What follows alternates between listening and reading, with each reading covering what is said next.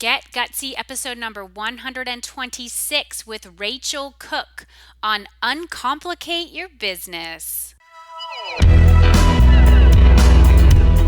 Welcome to Get Gutsy. I'm your host, Jenny Fennig, and I am so excited to be on this journey with you. A cutting-edge show blending business and spirituality, Get Gutsy serves up a potent blend of stories, lessons, and tips to help you make a massive impact in the world through your soul's work and your inspired life. No more going it alone, no more excuses. The world needs more brave women saying yes to leadership. Are you with me? Good. Let's get gutsy now. Hey everybody, Jenny here. Listen, before we launch into the episode and chat with the amazing Racheal Cook, if you haven't heard of her yet, you're about to, and her story is so good. It's so good, and I love how much we talk about yoga, okay? Because I am a yogi. And Racheal found her way into yoga through a really interesting time in her life and a real breakdown of body, spirit, mind, and needed to reset and redesign and everything else. And yoga was her go-to. So you're going to love how that was the catalyst for everything that came after and a real reinvention. So get excited. But listen, I want to make sure that you know I have an awesome free training coming up. Oh my gosh, it's good. It's good. It's good. It's called Done is Better Than Perfect. 6 Keys to Growing Your Spiritual Online Business. It's coming up on Thursday, March 9th. And for some reason, that time and date do not work for you, sign up anyway at jennyfennig.com/done. We will send you the recording, but do everything that you can to get there live because it's going to be rad. I'm going to be taking questions and you'll be able to connect with other spiritual coaches, healers, creatives, authors, experts, like whatever you call yourself. They're all going to be there, as am I. And we're going to go deep. We're really in the beginning stages of 2017. How's it going for you? Some things may not be going according to your plan, but they are going according to the plan of the universe. But that doesn't mean that you just have to sit back and not participate. No, in fact, we can participate. We can really step in, bring our high vibe to our work, to our life, to our relationships, to our projects, and celebrate. I want you to think about where you want to be at the end of this year and ask yourself if what you're doing right now is going to get you there. Okay, so that's really what this free training is dedicated to. We are going to look at how to reverse engineer your dreams to make your big ideas real. I'm going to talk to you about those 6 keys that make up a successful spiritual online business, what systems you need to go pro, generate consistent income, and eliminate annoying overwhelm, and talk to you about what you've got to let go of and what you must embrace to attract a steady stream of awesome clients. So it's going to be just a beautiful use of your time and my time because, as we know, time is our most valuable asset. So I'm not a big fan of wasting it. I'm not going to waste your time and I'm not going to waste mine. This is going to be such a powerful way to really kick off March and ensure that as we approach the end of the first quarter of 2017, we are on a successful course. All right, so go to jennyfennig.com/done to grab your free spot. That's jennyfennig.com/done.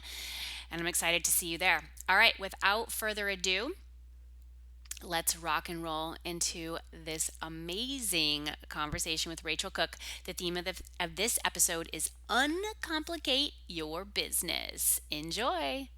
Hey, everybody. Jenny Fennig here. Welcome to Get Gutsy. You know how we roll here. We're going to have a lot of fun. We're going to go deep, and you're basically getting an insider's view on an awesome, real, and raw conversation between me and our fantastic guest. So today we have Racheal Cook with us. I am pumped because I've known this gal for a while online. We're in a group together and we do a lot of connecting and sharing, and we've never talked voice to voice, as her and I were laughing about in our pre-show banter. And so now we get to talk voice to voice and really get to know each other, and you all get to learn more about her journey. She's done a lot of cool things in her business, and we're all going to grow together as a result. So let me give Racheal her official introduction. Racheal Cook is an award-winning business strategist who believes entrepreneurship doesn't have to be so complicated.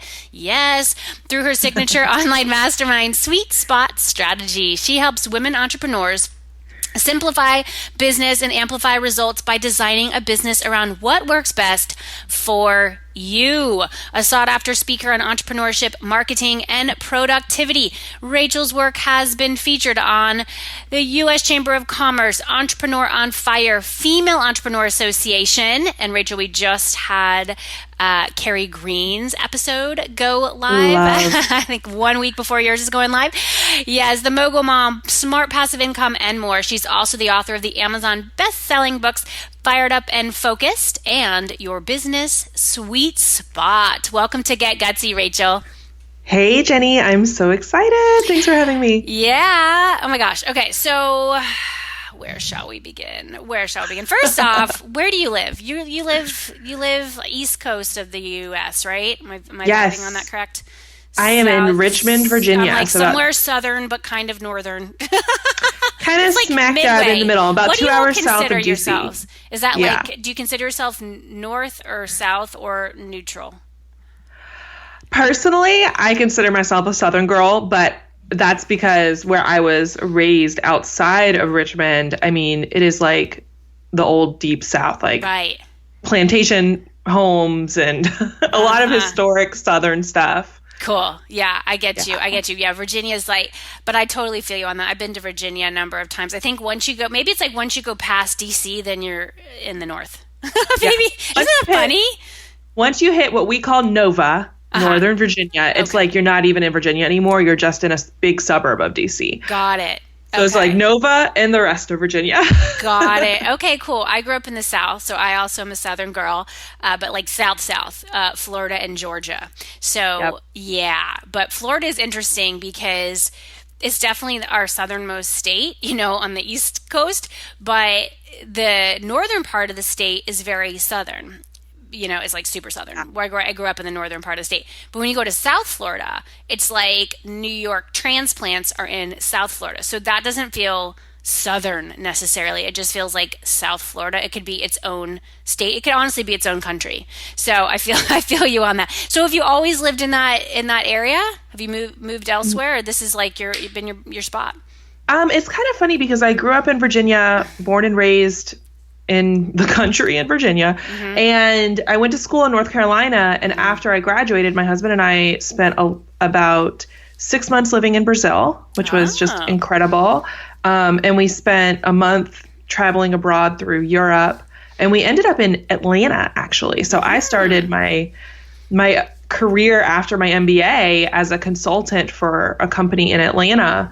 And that's where we kind of put down our first roots as a married couple, but we only stayed there for a couple years because we just decided, Atlanta is also a funny city because no one's actually from Atlanta. Right. They just don't live there. So we just didn't love it like we thought we would. We thought we'd love it because it is a really fast growing city and there's so much going on, but it's also like traffic. Oh my God.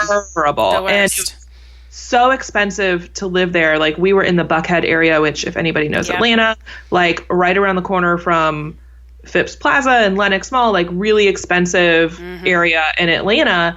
And we just were like, this isn't working. And what really wasn't working is my husband is an English teacher. He taught middle school and high school English. And he just was like, he didn't feel like he had choices to teach there. So we ended up transferring. I was still in corporate consulting. And we ended up transferring from the Atlanta office to the Richmond office because he could start teaching here without any problem. And it was going to be easy for him to get into teaching full time instead of teaching in the private schools and things like that. Wow. So that's how we ended up moving back, was really because I had started my thing. My husband had kind of hung out while I got my MBA and while I got started in my consulting career. And once we got married, it was like, okay, now babe, what do you want to do? And it's been kind of that back and forth the entire 10 years. I mean, this is our 10-year anniversary this year. So it's been that journey back and forth of like, okay, you grow a little bit and now what do you want to do? I feel you on that. That's awesome the way that you were able to design that. And I totally get what you're saying about Atlanta, because when I said I grew up in Georgia, it was Atlanta, and my father is still in Atlanta, and I had several of my friends move to Atlanta because I went to college at the University of Florida, and so Atlanta was like the biggest, closest city outside of Gainesville if you weren't going to stay in Florida. And so a lot of people went to Atlanta, and I go visit them, and my college roommate, who still very close to her, still lives there, went down for her wedding a few years back, and it was like, oh my God, like they wish, because when I visit my dad, I wasn't always the one driving, but this time I think I had my own rental car, and I just was wondering how do people do this with the traffic, and it just is like, this is your normal. Where I live now, I lived in New York City. I went from Gainesville and University of Florida to New York City, so it was like total freaking change. And that's where I met my husband, lived there for 11 years, and we eventually moved to Western Massachusetts. We live in a really beautiful spot called the Berkshires, which is like 2 hours from New York and 2 hours from Boston. And we have like no traffic here. Like traffic is during the summer because we have a lot of second homeowners who will come, just people who vacation here in the summer because it's fabulous. And it's like the traffic means to get through town, it's going to take you like 7 minutes instead of 2. I love it. I love it. Yeah. And I think that's one thing that was really important to us, and this whole idea of like designing where we wanted to be. Yeah. You don't know until you try it, right? So like, I think everybody young getting out of school, especially if you went to maybe a smaller school in a smaller city, you're like, ooh, I want to go somewhere really cool. And then you get there and you're like, I'm actually not a city person. I like trees. I like not having like being on top of everybody. Yes. So we loved Richmond. It ended up being an amazing spot for us because for us, it's like once we landed here, he took off into teaching and really loved it. And I was able to transition into running my own consulting business instead of working for a big consulting company. Okay. And everything just kind of started falling in place really quickly. Yes. Because we were in the right spot that really felt more supportive. Right. That's the whole planting yourself. I had Natalie McNeil on. I've actually had her on twice to the show. She had a new book come out recently, and she was talking about her move. She moved from Canada to New York and then to LA, and she didn't know she would do the LA move, but after being in New York for some time and then just kind of reassessing, LA was a better fit. And she was just talking about this whole metaphor of like when you can plant a tree kind of anywhere, depending on the type of tree, but you can put the tree in a pot and it's only going to grow so much. Then you put it out and you're like really planted into the ground. It has that potential to fulfill its potential. And so for all of our listeners, I want you all to really take in, where are you living? Is it working for you? Could it work better? Maybe it's just your particular place of residence doesn't work for you anymore. Maybe you need to look for, a new home, or maybe it's a completely new city, a new state, new country. I mean, the sky's the limit, especially when you have your own business and your location independent. That to me is the ultimate freedom. So let's talk about your transition from working for a consultancy that wasn't yours, right? You weren't. Yeah. You didn't own it, into you saying, hey, I want to do my own thing. It sounds like you started your own consultancy. Take us back to that point in time and how you made that decision and what that transition looked like. Yeah, so it was not a pretty transition. This is Is transition ever pretty? I love it. Thank you. This is the story of like falling flat on your face and then just getting up and figuring it out. Yeah. Because I followed the route I think a lot of MBA students follow. You either go into finance or consulting, and you're recruited pretty heavily to go into both. Well, I went into a financial consulting job for entrepreneurs and small business owners. But the businesses I was working with aren't like Jenny, that they weren't like our types of businesses. They were super fun. They weren't micro businesses or solo entrepreneurs with maybe a small team. Yeah. These were businesses that were like multi-million-dollar businesses, probably 25 to 50 employees. Mm-hmm. They had a lot of things going on. So when I was doing consulting for them, it was like a whole nother ball of wax. It was completely different than what we do. Mm-hmm. But I got to the point, and if you know anybody who's in either finance or consulting, especially when you're young, it is freaking hard. Like it is. Were you traveling a lot? Because I know a lot of people. Well, and that's how I was able to transfer to Richmond, because I come from this area. Right. I was able to. I already had a network between DC and Richmond. So when we were still in Atlanta, I was driving up here once a month. And that's a good, 8 to 10 hour drive, depending on the traffic. But I was driving up here all the time because I was getting all these great businesses I was working with from my network. And it got to the point where I was in the car all the time. Like the inside I had a little Prius, which was also a sign that maybe I shouldn't be in finance. I'm like rolling in. In my little Prius, and literally I roll into the parking garage and it's like Beamer, Mercedes, Prius. Here I am. But it's just who I am. So I got to the point where, I had been working for a couple years now, 65, 70 hours a week, a lot of time on the road, and you're not getting really paid for the time. I mean, that doesn't really work. You don't get paid to travel. It's just expected, that you're going to eat that time. And so we had just gotten married, my husband and I realized, oh my gosh, we're newlyweds. And I, in the first 3 months of our marriage, only saw him for maybe 12 days. Oh my gosh. Because it was Sundays. Right. I was going to work early in the morning. I was not coming home till late if I was, home in city. And if not, I was out everywhere. Right. I was just getting really burned out. Yep. And my husband and I were talking, and we were like, we want to start our family. Yep. We wanted to really have this life. And I think we had bought into the idea that, like, okay, you do the things, you check off the list, get married, 6-figure salary, get your first house together. And then, like, everything's going to magically fall in place. But it actually doesn't if it wasn't designed to work for you. Right. So I was sitting there just burning out. It got to the point where we had a family emergency come up, and I started having terrible panic attacks. Like, every week I was in the ER going, oh, my God, I think I'm having a heart attack. I didn't understand what a panic attack was. Right. And I was scared to drive at that point. I was scared to travel. So I ended up taking a 3-month medical leave of absence. I actually went on short-term disability for 3 months so that I could figure out what was going on, because I was at that point like 25 or 26 and like, why am I having these panic attacks every single day? And so that is how I ended up, and you had asked me before we started how I started my first business, or kind of like the first part of my business, the Yogipreneur. It happened by accident, because I decided when I took that leave of absence, I wasn't going to I didn't want to be dependent on a lot of medication. And I knew that my body, my inner wisdom was saying, hey, Rach, this isn't working out quite as well as you thought. Maybe we ought to change things up. Instead of having a lifestyle that is actually quite toxic for you and looks good on paper, let's have a lifestyle you actually love and go from there. So I ended up like on my yoga mat every single day in a yoga studio downtown here. And that's how I started healing my anxiety. I had adrenal fatigue. I mean, I was in tough shape at that point. And I was doing all this deep personal work trying to figure out my next step, because I mean, anybody who's a type A overachiever and you set these big goals like MBA, 6-figure consulting, like all these things, it's really hard to let go of it and realize that you bought into something that's really not for you. Right.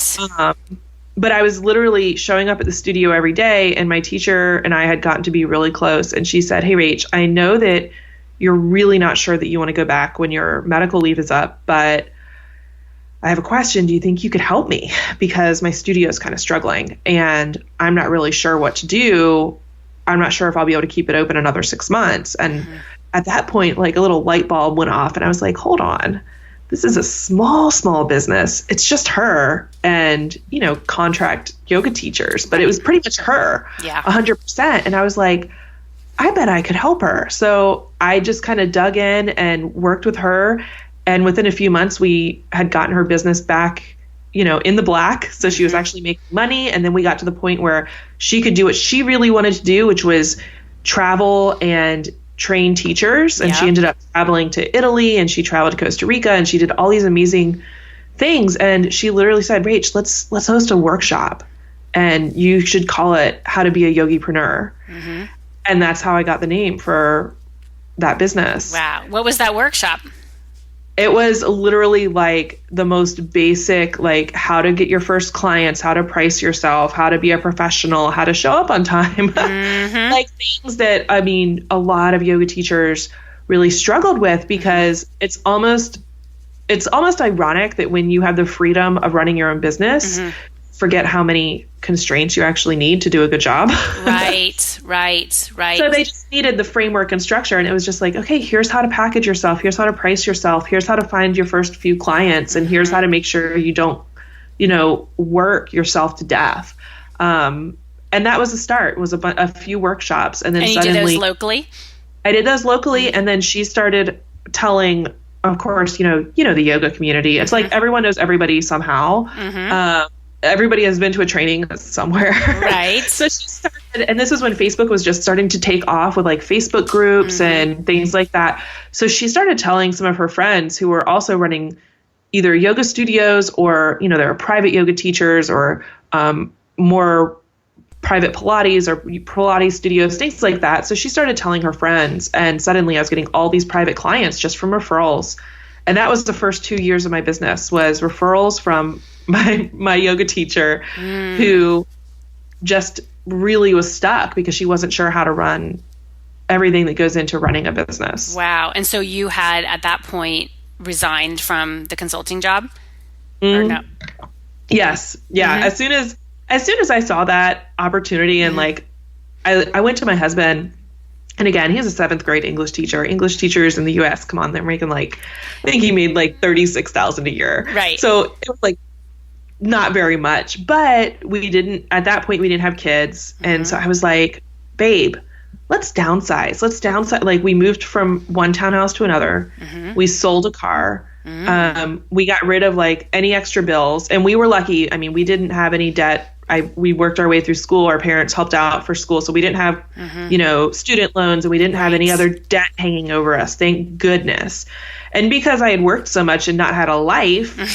You weren't spending any money. Uh-huh. I was kind of banking some of that. So I kind of in my mind was like, okay, if we can get our expenses so that we're 100% like living is covered under Jameson's salary, I can do this. Like I can figure this out. I can take my time. And that's how we did it. So like you said earlier, it's like figuring out all the living stuff. You don't think about what a big impact that could make, but I'm telling you, getting rid of like $500 car payment and selling a house or downsizing where you're renting a year of that, suddenly you've got, that was enough to free up the $1,000 or $2,000 a month I knew I would want to put into my business. Right. That's really smart. Did you get any pushback from your colleagues, your consulting colleagues, or the people you worked with when you told them you either weren't coming back? Like, did you not go back after the medical leave, or did you go back for a bit? Like, because I know some of our listeners are in that now. Like they are at some sort of job that's not working for them anymore. They want to really, strike out and do their own thing, but they worry about what are people going to say and how does that work? So how did you handle that? Yeah, I really didn't care what most people were going to say, but I would say this. I was very close with some of my clients. And like I said, some of them came from my own personal network. Right. And like people who in businesses I had known before I had started this particular job. So luckily, I have to say this for where I was at, I had an amazing mentor who was a guy who worked in my office with me, and he was 20 years older than me, but he kind of took me under his wing early on. And I kind of just went to him and I said, look, here's what's going to happen. I'm not coming back, but I want to make sure that all my clients go to you. And so we actually started working on that kind of on the DL, simply because sometimes you don't have control over what happens. And for me, relationships are everything. Right. And even though I was going in a whole different direction, you never know who people know. Right. So I just had in the back of my mind, I was like, these are relationships I've had for a long time. I wanted to make sure that they were well taken care of. So I did kind of do some planning with that. I had my mentor come in and I was like, here's what I want to do. I had the opportunity to chat with those clients. And honestly, a lot of them, we had gotten to know each other so well at that point, like my point of contact in all those businesses, that they were like, this sounds awesome. We're really excited for you. And they were all like, you're so brave. I'm like, I don't know if I'm stupid or brave or what, but whatevs. We'll find out. We'll find out.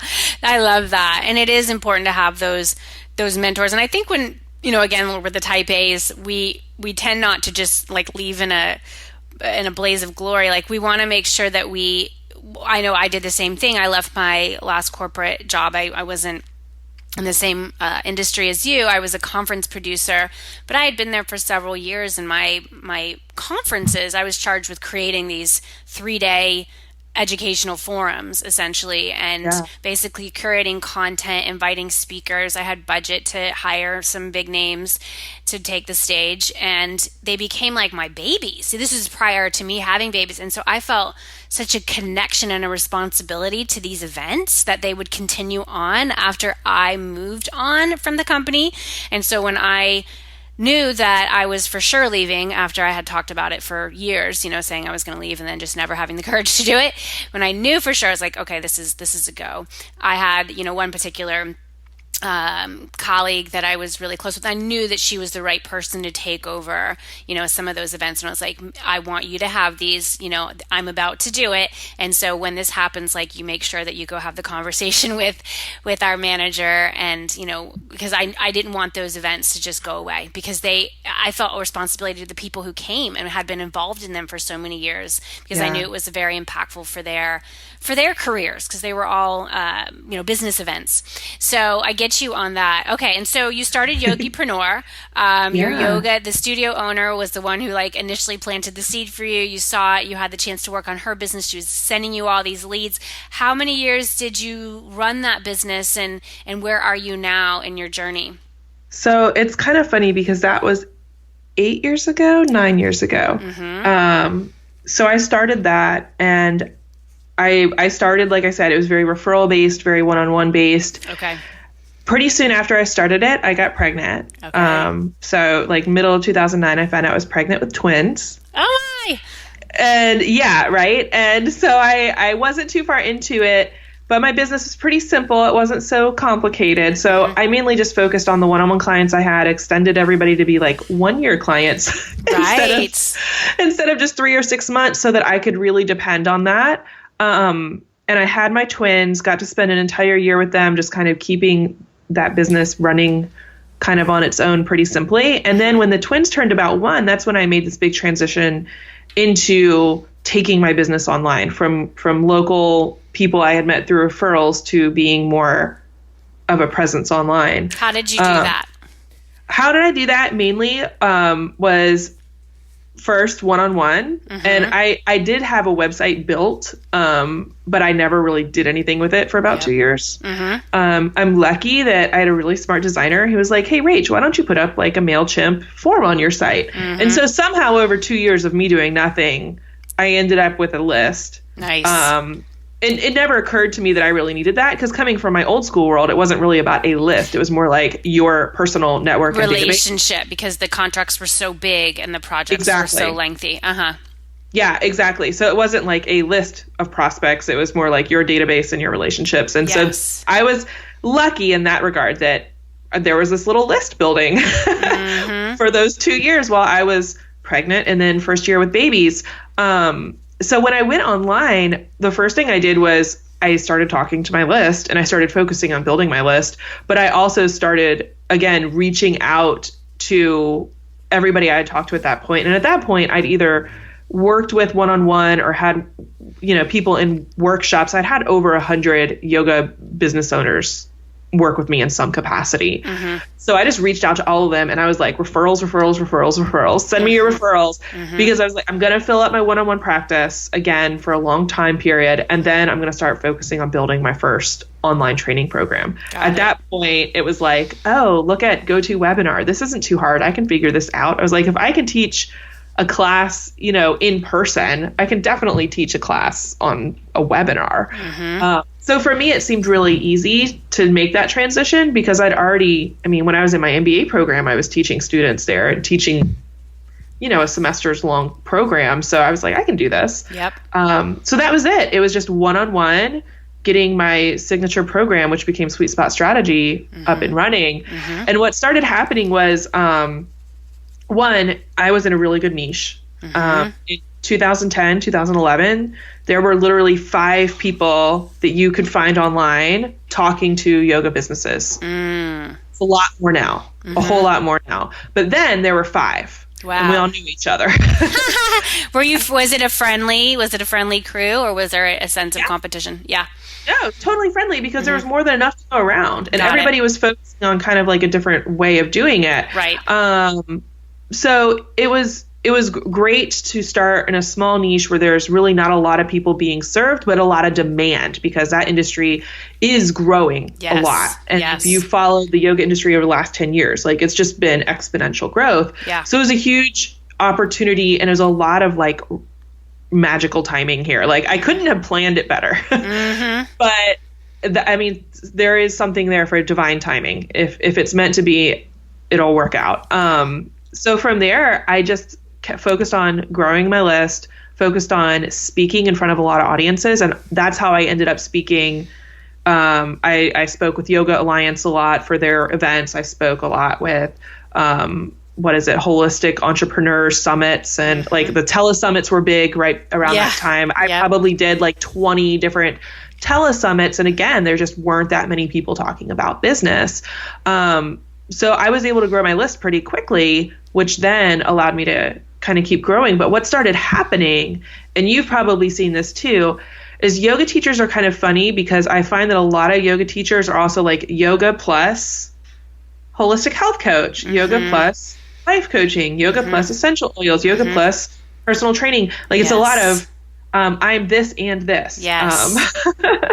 And so I started emails from people somewhere around 2013, 2014. And they were interested in what I was saying. They were interested in joining my online programs. And they were saying, hey, Rach, I've been following you. I love what you're talking about, but I'm not a yoga teacher. I'm a fill in the blank. But they were all in very similar, like a lot of them are still in holistic health, holistic wellness. They're like healers. They're in like the health and wellness field. A lot of live your best life evers. Yes. You know what I mean? Yes. And I was like, yeah, definitely. And that's when I was like, okay, now I need to transition, because I am attracting a broader audience, and they're resonating and they're coming to me.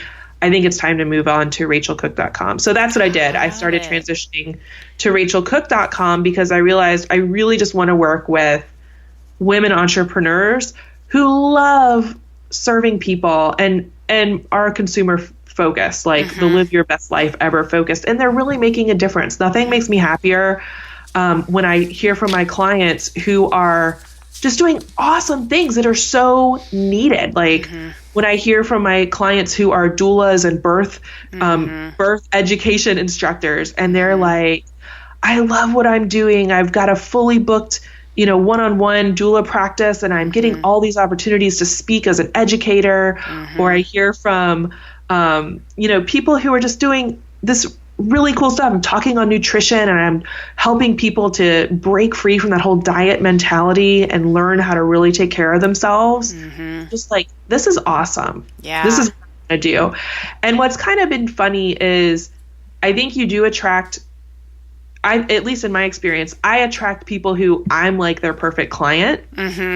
And because I am a practitioner of yoga and holistic healthcare and all these other things, like, I understand what they do so well. Right. Because I had a doula, I had a midwife, Yes. I've had a nutritionist, I've tried a colonic, I've tried all these things on my own journey. So I really love being able to help them, because I'm able to really understand what their dream clients are going through and where they might get stuck. Yeah. That's very helpful when you absolutely connect with your ideal audience, because you are in their audience and you are here to help them. Like, you know things that they don't know about marketing, about growing a business, all of that. I love it. Yeah, we have a very similar audience, you and I. I mean, I really honed in on the coaching space because I trained to become a yoga teacher. I don't know if you know that about me, but I trained to become when I was like totally disillusioned in my corporate life. You started going to yoga because you had, your health, the panic attacks and everything.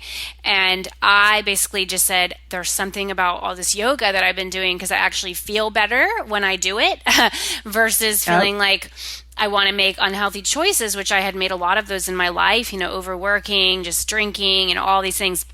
And so I decided to go all in and train to become a yoga teacher, not knowing exactly what I would do with that. I wasn't like, oh my God, I can't wait to teach all these classes. I just felt like that was the next step of my journey, because for so many years I didn't know what the next move was in my career, because I had basically had two different careers, and I reached the end after 4 years going, I'm done. I'm finished here. I've done everything that I want to do in these two careers. It's not like I want to go to a different company and do the same thing there, just at a different location. I was finished. And so I decided to dive into the world of yoga, train to become that teacher. And yoga for me has absolutely changed my life. I'm going to India this year. I love it. Yes, I'm That's so awesome. I know. I'm kind of freaking out / oh my God, this is going to be totally incredible. And for me, my market is really, these coaches, these healers, these creatives. Definitely, I've had a lot of yoga teachers come into my world, but looking at how they can kind of shape shift their expertise, all the gifts that they have, and be able to sell it, just to be able to go out into the market and sell it. Because I think for a lot of practitioners in this space, they kind of get locked in. I've had a lot of people who are massage therapists or Reiki healers, all these things, which is great, but that's a lot of one-on-one, and many of them burn out. And they're like, okay, there's only so many massages you can give in a day. And gosh, I love massage therapists, so please keep giving massages, because I need someone to give me massages. But, for those who are called to touch more, right? To touch more lives all over the world, there's different ways that you can take your knowledge, you can take your gifts and evolve the way that you deliver it, and definitely use the online space like you've done, Racheal, like I've done, that many in our communities have done, as they've reached higher and decided to really evolve the way that they serve. So what would you say, as we look ahead to this year 2017, what do you kind of see as, I don't know, it's a trend, but just something that you're seeing out there with the work that you're doing with your people that our listeners should look out for and really, hop on when it comes to being, authentic as a marketer, as a teacher, as just someone who's out there doing their work? Oh gosh, this is such an interesting question, and it's funny timing because I just finished going back and interviewing several of my clients at different stages. I tend to do this through the year. I'll pick a dozen people, jump on the phone with them and be like, okay, where are you at since you took my program or worked with me or whatever? Mm-hmm. And one of the things that came up recently in a conversation was one of my clients was like, I came out of yoga teacher training and thought that meant I just had to call myself a yoga teacher. Mm-hmm. And what I realized after working with you is I can call myself whatever I want, and I can make up my own job. I don't have to follow this kind of common path that I see. And that's what I see as being a big trend, especially in the yoga, holistic health, wellness space, is I see people starting to understand and differentiate between the tools in their toolbox and what they actually do. Yes. Because where I see a lot of people get stuck is they lead with and describe the tools in their toolbox as if that's what they do. Right. But the truth is, you being a massage therapist is not what you do. Right. You being a health coach is not what you do. You being a yoga teacher is not what you do. You use all those tools to help people get somewhere. Right. And that's good. When you free yourself from that, I this is where I see the light bulbs go off for my students, because they're like, holy crap. One, it makes your business completely different from every other yoga teacher. And exactly. Because, and this is why so many yoga teachers and other holistic people get trapped in burnout and they can't grow because they don't know how to differentiate their business, and everybody is just price shopping. Yes. You don't want people to price shop. You have to get away from the tools, and you have to talk about results and where you're taking people. So if you're taking people to, this person I was talking to, and she shared this insight with me. If you're taking, in her case, she decided to call herself a self-care coach for women who are ready to drop the story that self-care is selfish. Ooh, that's good. So the tools she uses to teach that is not manis and petties, which is like, I think that, at least to me, that's when I hear self-care, it's like, oh, fun stuff. But really she's like, no, we're going to use yoga. We're going to use meditation. We're going to use loving kindness practices. We're going to use self-compassion. We're going to do some journaling. Those are all the tools that she uses.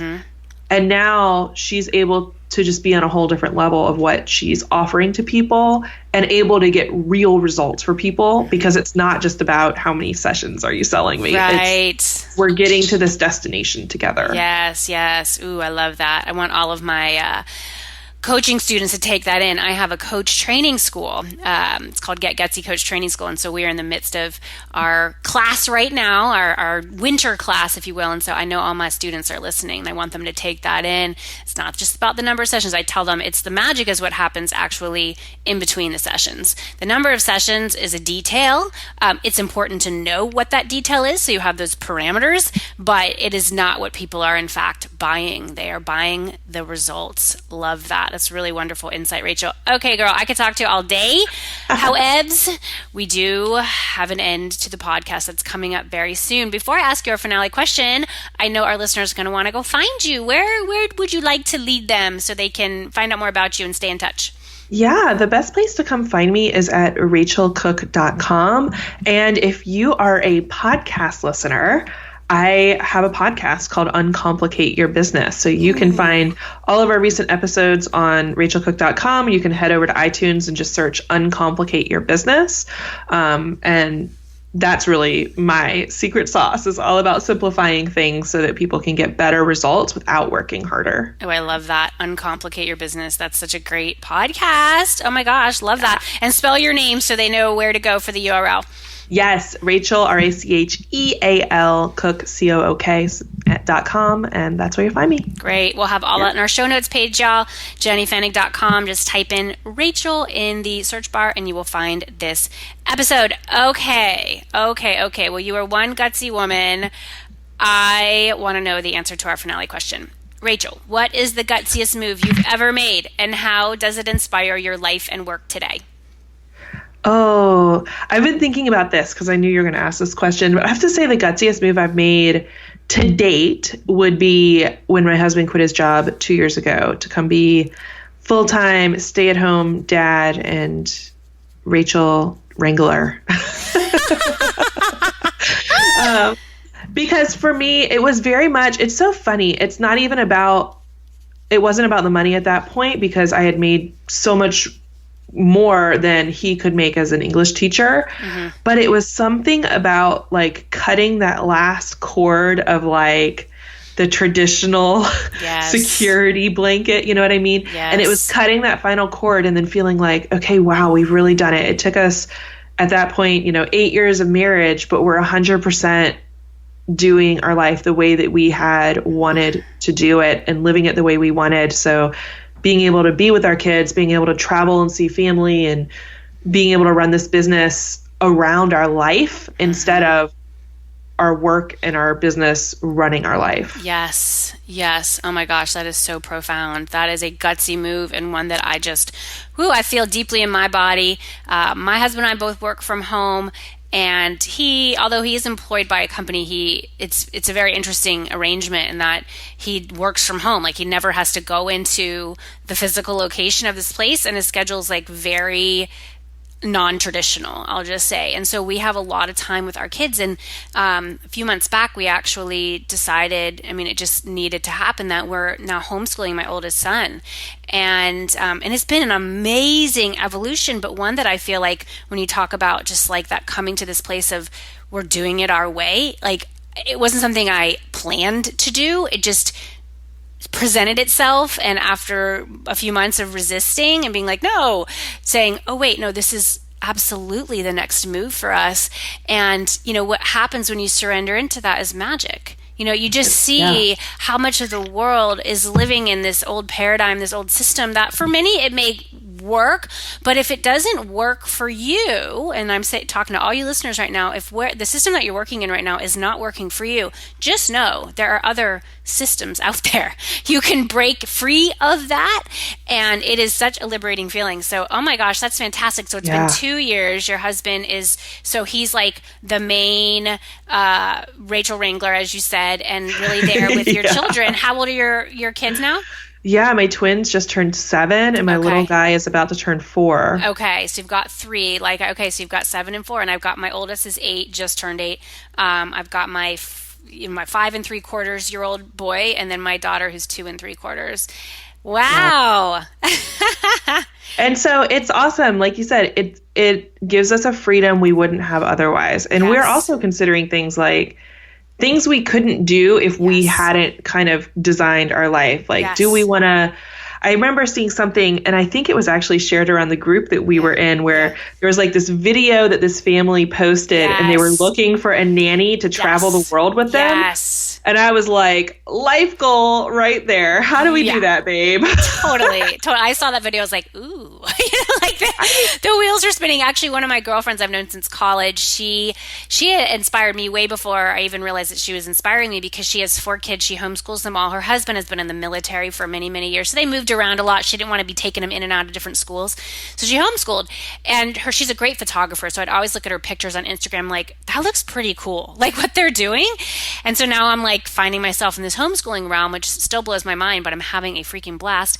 And so she put a post up recently saying that in like a year and a half, her husband is retiring from the military, and they're going to be going on this RV adventure for a whole year, like traveling around the United States in an RV. I'm like, oh my gosh, that's I don't think I'd have that in me, but that's rad. It's just, hey, like, we get one life. And if for those of us who are parents, honestly, sometimes it can feel like it's freaking hard. You're in there and your child's having the meltdown or what have you, but this goes by in a blink of an eye. Anytime I see older parents, they say to me, it goes by so fast. Do you hear that when you talk to parents whose kids are raised, right?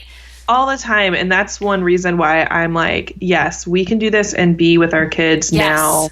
While you have the chance. Any of it. And that's it. For me, that's everything. Me too. I'm just so in it right now. I'm so grateful for the ability to choose. And that really is what happens when you have the guts and the wherewithal to say, you know what? I can figure this shit out. And like what you've done, Racheal, uncomplicate your business. It's not that complicated.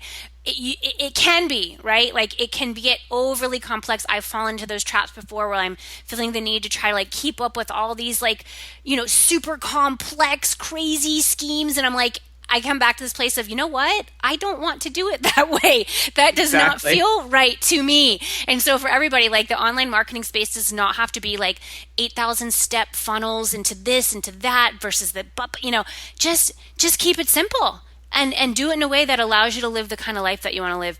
Racheal, thank you so much for being here. It has been a joy and pleasure to have you on.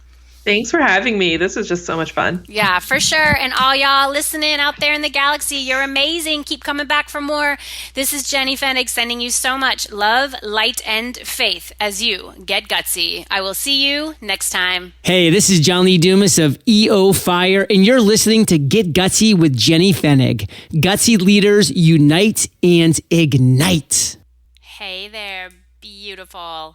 Listen, Jenny here. One final reminder for our free training coming up. Done is better than perfect. 6 keys to growing your spiritual online business. Have you reserved your spot yet? Come on, baby. Let's get in. JennyFennig.com/done is where the magic is happening. Again, JennyFennig.com/done. It's happening on Thursday, March 9th. If you can't be there live, reserve your spot anyway, because I will send you the recording. All right? Oh my gosh, I'm so excited. 2017 is going to be extraordinary. It's already coming off pretty interesting for me. I'm not sure how it's going for you. And I know that we can go so much further when we join forces together as we collectively rise higher in our work as spiritual entrepreneurs, coaches, healers, teachers, experts, authors, guides, whatever you call yourself. We can go further when we go together. JennyFennig.com/done. I'll see you there.